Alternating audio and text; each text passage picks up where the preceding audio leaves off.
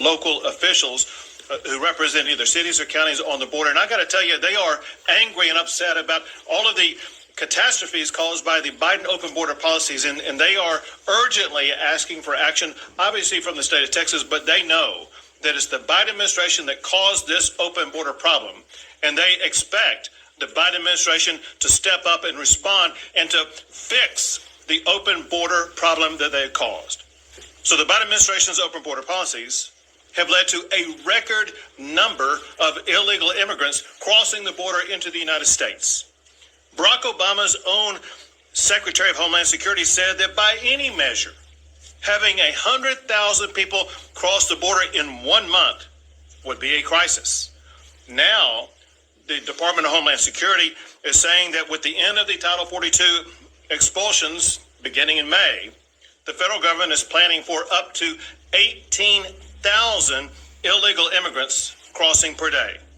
That's more than 500,000 illegal immigrants crossing the border every single month from more than 150 different countries across the globe. That's far beyond what Homeland Security Secretary Johnson said was a crisis. It is unprecedented and it's dangerous. We have potentially more people who will be crossing our border illegally by the end of this year than live in Los Angeles, America's second largest city. With the Biden administration ending Title 42 expulsions in May, Texas will be taking its own unprecedented actions this month to do what no state in America has ever done in the history of this country to better secure our state as well as our nation.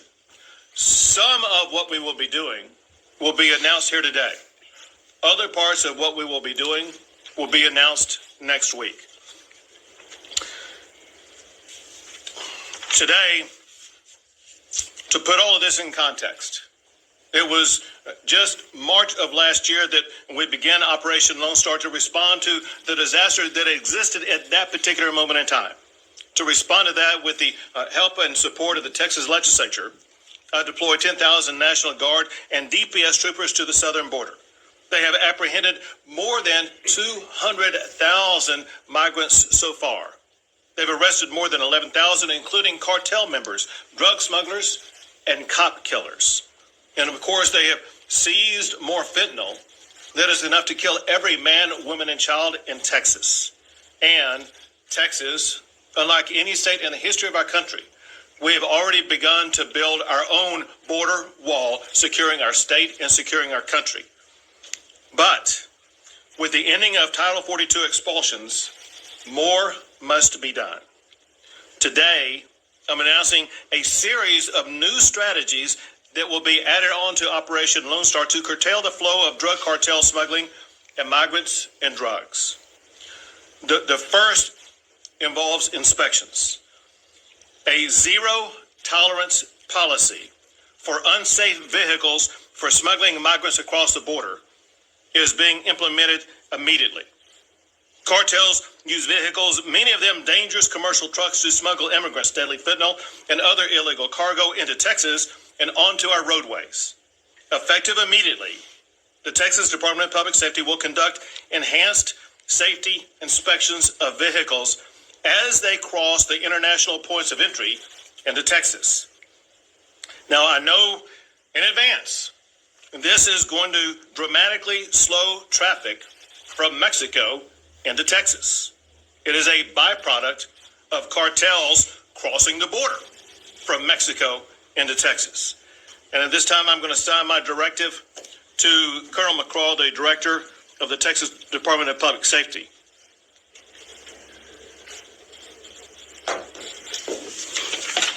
To get that project underway immediately for the zero tolerance and the inspections that will be taking place.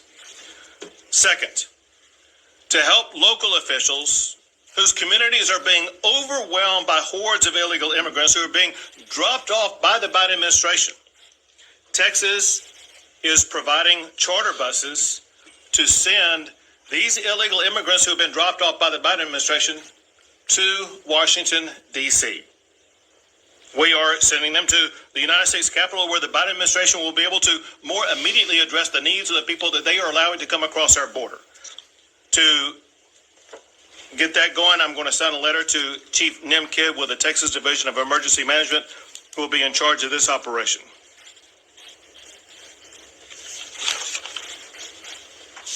Together, and to recap on these, what Colonel McCraw is charged to do is, in this letter, I say that I hereby direct the Texas Department of Public Safety to conduct enhanced safety inspections of vehicles as they cross international points of entry into Texas.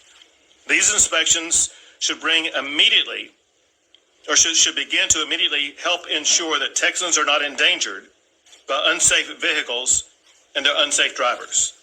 And in the letter that I provided to Chief Nim Kidd concerning the transportation by bus of migrants to Washington, D.C., I say, I hereby direct the Texas Division of Emergency Management to begin coordinating the transportation of illegal aliens to Washington, D.C.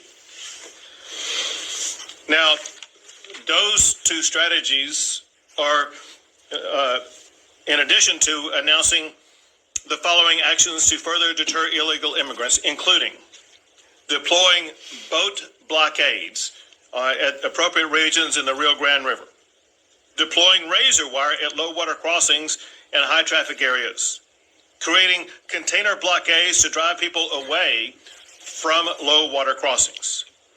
And additionally, the National Guard will begin its first phase of mass migration rehearsals tomorrow to begin the preparation for what we are anticipating to be a potential mass influx of people coming across the border.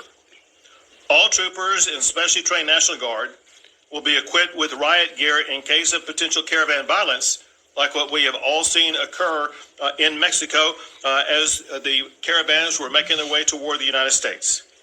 And then on top of that, the border region is going to be lit during night in prominent smuggling areas to make it far easier to detect any activity that is taking place. Now, as I said before, this is stage one of a two-part process, at least two-part process. There will be more announcements that will come next week. Over the course between today and next week, Texas will continue to evaluate the threats that are posed by the Biden administration's open border policies and announce additional actions next week to respond to these unprecedented illegal border crossings.